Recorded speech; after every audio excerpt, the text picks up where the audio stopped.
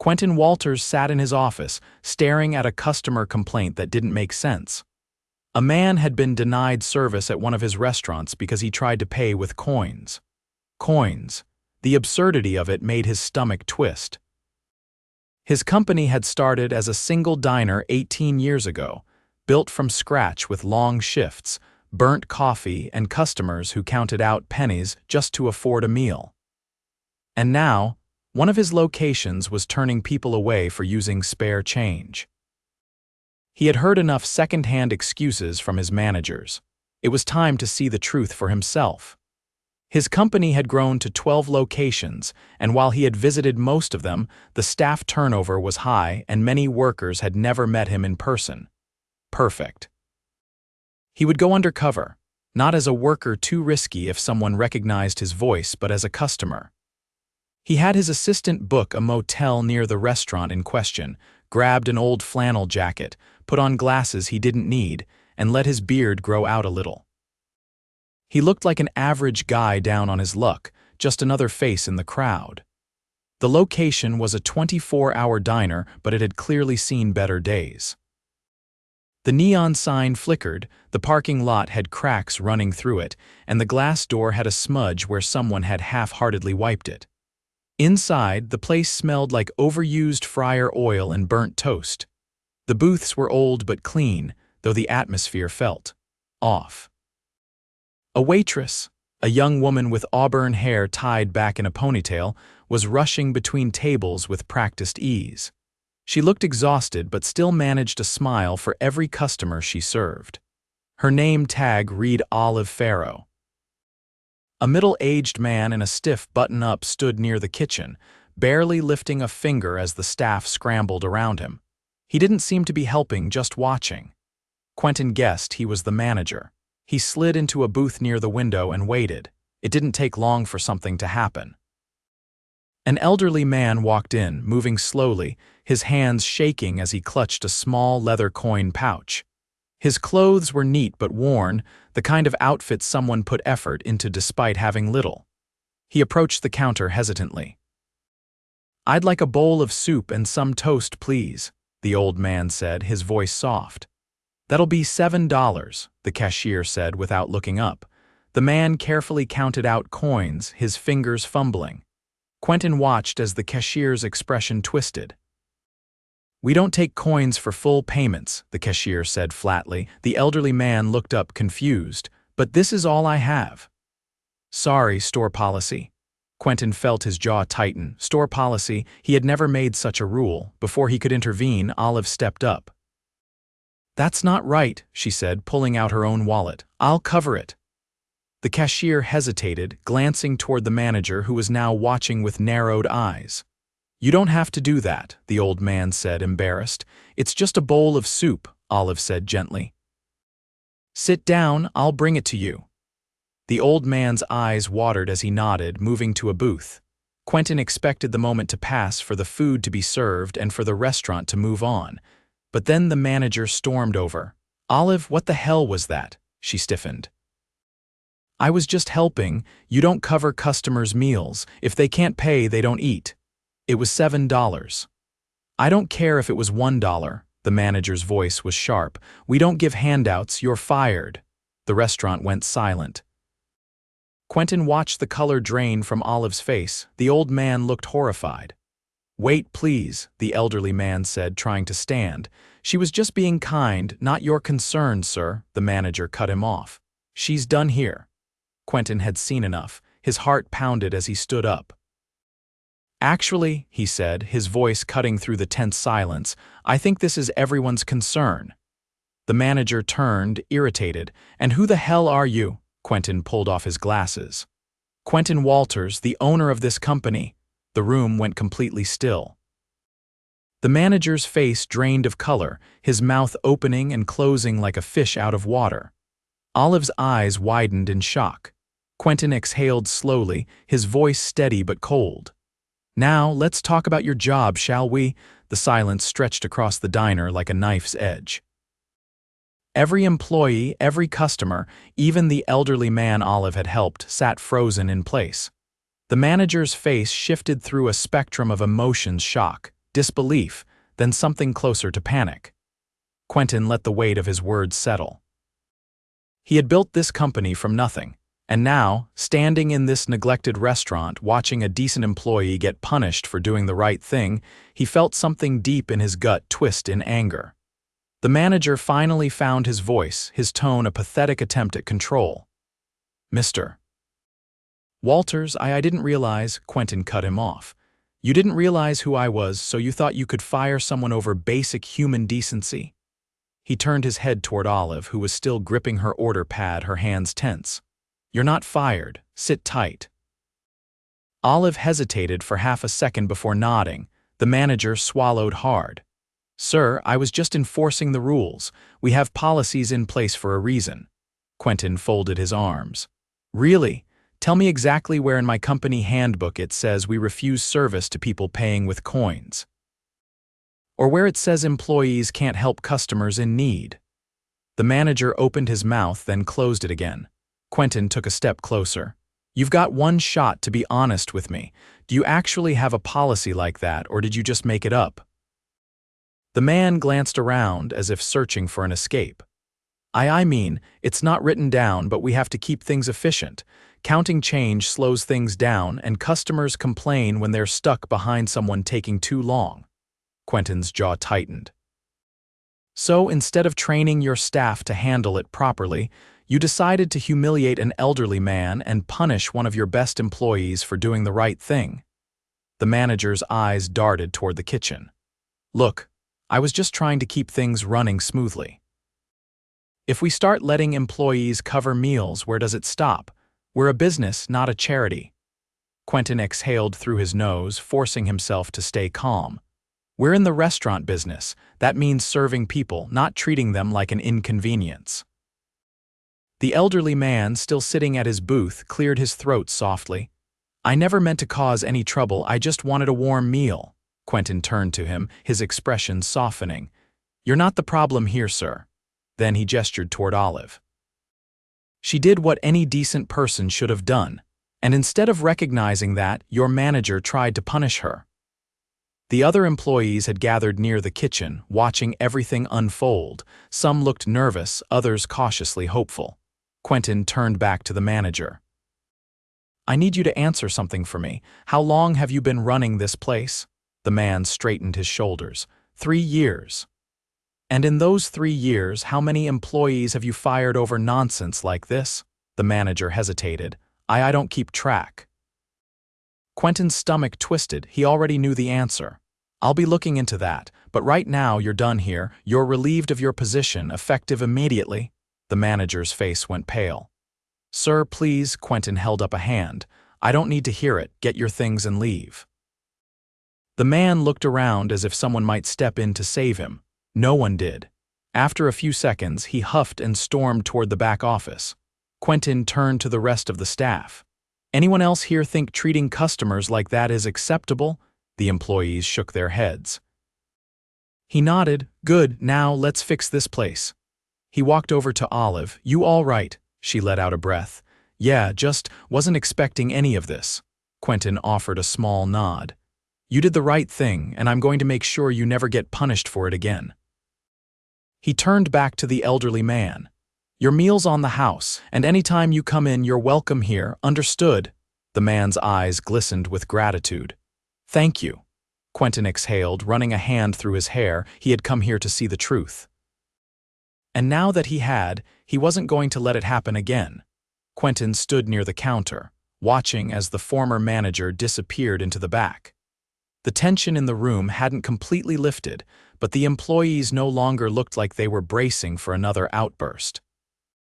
The reality of what had just happened was settling in for everyone. A middle-aged line cook with grease stains on his apron stepped forward, scratching the back of his head. His name tag read Marlon. "So, what happens now?"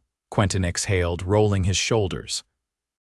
"First, I want to know what else has been going on here. I came in expecting issues, but I didn't realize things were this bad." The cashier, the one who had originally refused the elderly man's payment, shifted uncomfortably. Look, I don't agree with how things were handled, but I was just following orders. He told us not to waste time on small transactions, especially when we're busy. Olive glanced over, arms crossed. You could have just done the right thing. The cashier looked down. I know, I should have. Quentin nodded. What about the rest of you? How's it really been working here? Marlon sighed. Honestly, not great. The guy you just fired was all about numbers. He didn't care if we were short-staffed, if supplies ran low, or if customers had complaints. He just wanted results on paper. Half the time, we were running out of basic ingredients because he was too cheap to order enough. And if we fell behind during a rush, he'd blame us, not his bad scheduling. A younger server, maybe in her early 20s, chimed in, and he kept cutting hours for no reason. Said it was to save on labor costs, but all it did was make our shifts unbearable. Quentin clenched his jaw. How many people quit because of him? Marlon shrugged. I lost count, at least a dozen in the past year, a lot of good workers too, people who actually cared about the place. Quentin took a slow breath, processing everything. He had always trusted his regional managers to oversee things, but obviously that hadn't been enough. A toxic leader had been running this place into the ground and no one had stepped in. He turned to Olive. Why did you stay? She hesitated for a moment before answering. I needed the job. Her voice was steady, but there was something underneath it, something unsaid. Quentin caught it immediately. That's not the only reason, is it? Olive glanced around at the other employees before exhaling. This place isn't just a paycheck for me. I grew up coming here. My parents brought me here for pancakes on weekends when I was a kid. It used to feel like home, like a place where people actually mattered. Even after things got bad, I kept hoping it would get better. Quentin felt a pang of guilt. Employees like Olive were the backbone of businesses like his, and he had been too far removed to see what was happening. He turned to the group. I can't change what's already happened, but I can fix this moving forward. First, I'm bringing in a new manager, someone who actually values the people working here. But before that, I want to hear from all of you. What needs to change to make this a place you actually want to work again? Marlon didn't hesitate. Better scheduling. We need enough people on shift to actually keep up with demand. The younger server added, and fair hours. No more cutting people just to save a few bucks. Olive spoke next. Respect. We need a manager who listens, not someone who treats us like we're disposable. Quentin nodded. Done. And wages, Marlon let out a dry laugh, could definitely be better. Quentin had already been considering a restructuring of pay, but this sealed it. I'll review pay rates across all locations, but expect an increase here. You all deserve more than what you've been getting. The employees exchanged glances, some skeptical, some cautiously optimistic. Quentin leaned against the counter, arms crossed. I know words don't mean much without action, so here's my promise. I'll be making changes starting today. And I'll be keeping a much closer eye on how things run from now on. He turned to Olive. You stepped up when no one else did. That's the kind of leadership we need. She blinked. What are you saying? I'm offering you a promotion, assistant manager if you're interested. Her eyes widened. Are you serious? Completely, you care about this place. That's exactly what we need. She hesitated, looking between her coworkers. Then slowly she nodded. All right, I'm in. A small ripple of approval moved through the group. Quentin checked his watch. He had come in Undercover expecting to uncover problems. Now he was leaving with a plan to rebuild. All right, he said. Let's get to work. Quentin stayed long after the dinner rush had passed. The diner had settled into a steady hum of activity, but the tension from earlier still lingered under the surface. Employees moved with a cautious energy, like they were waiting for the other shoe to drop. He needed to change that. Marlon wiped down the grill, glancing toward Quentin. He wasn't the type to waste words, but his expression carried a silent question: what happens now? Quentin leaned against the counter, nodding toward Olive, who was organizing the register with careful precision. You up for this? She didn't look up immediately. Her fingers moved smoothly over the bills, stacking them with practiced ease. It's a lot to take in. A few hours ago, I thought I was out of a job. Now I'm supposed to help run the place. You don't have to if you don't want to, Quentin said. I'm not here to force anything on you. She finally looked at him, searching his face for any sign of insincerity. You think I can do this? I know you can, he said. You've already been doing more for this place than the guy who was supposed to be in charge. She considered that for a moment before exhaling. All right, I'll do it. Marlon tossed his rag onto the counter and crossed his arms. So who's the new manager? I've got someone in mind, Quentin said. They'll be here by the end of the week, someone I trust to actually listen to the staff. Marlon gave a short nod, satisfied enough for now. Quentin turned his attention toward the dining area, where the elderly man from earlier was still sitting, his bowl of soup now empty. He had been watching everything quietly, his hands resting on the table like he wasn't sure if he should leave yet. Quentin walked over and took a seat across from him. How was the meal? The man smiled, small but genuine. Best bowl of soup I've had in a long time. Glad to hear it, Quentin said. I wanted to check in, make sure you're all right after all that. The man folded his hands together. I've seen worse. People don't have much patience for folks like me these days. Quentin frowned. Folks like you? Old, slow, not much money to spend, the man said, his voice even. Most places just want customers who can pay quick and leave fast. Quentin let that settle.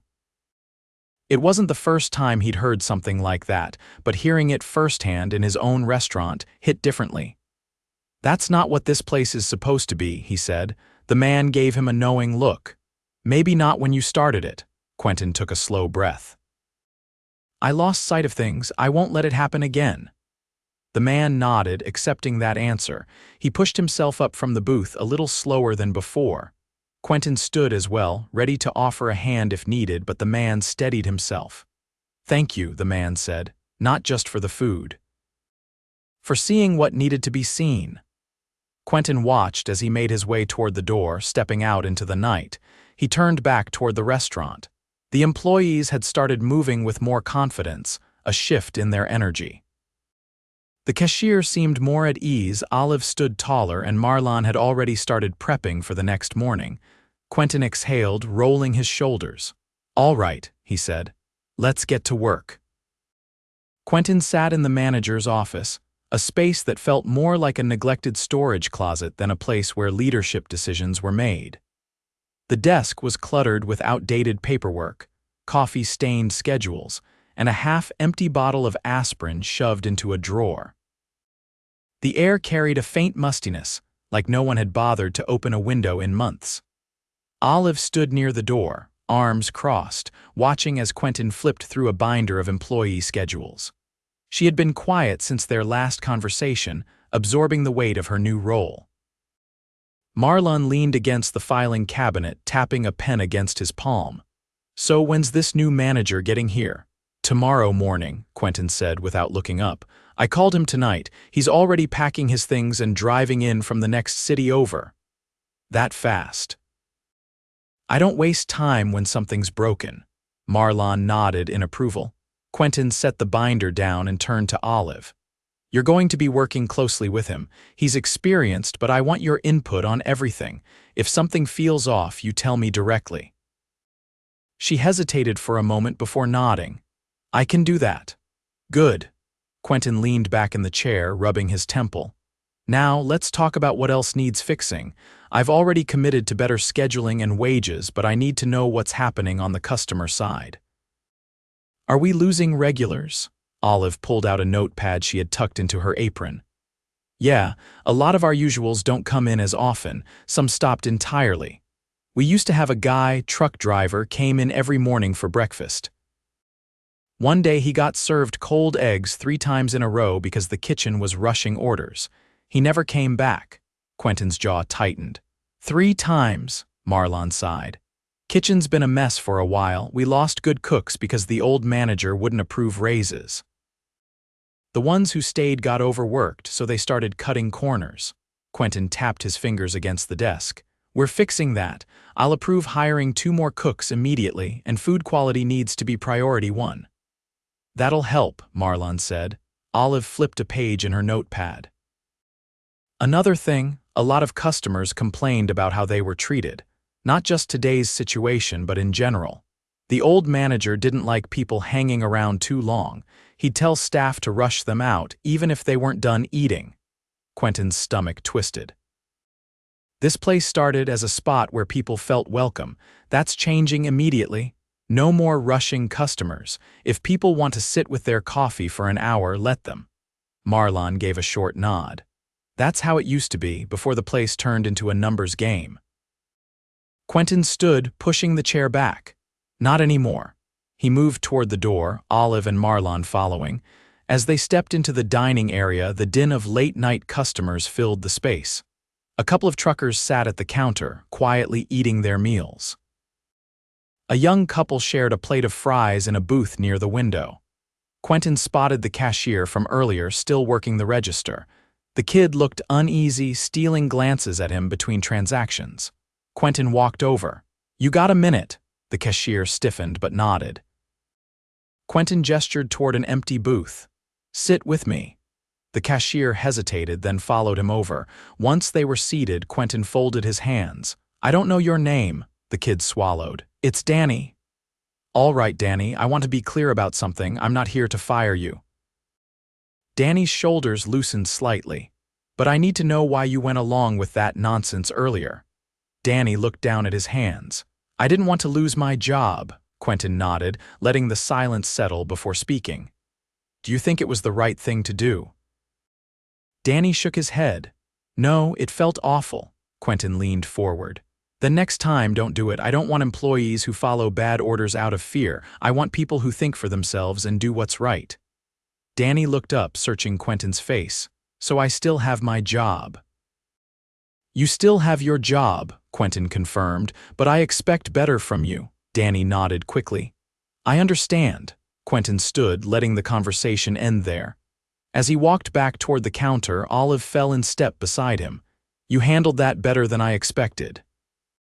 "Kid's young," Quentin said. "I'd rather he learn from this than lose his paycheck over one mistake." Olive tapped her notepad against her palm. "So what now?" "Now we make sure this place never runs like that again." He scanned the restaurant, the employees moving with a renewed sense of purpose. It would take time, but the fixes were already beginning. Quentin had seen the cracks in his business. Now he was sealing them for good.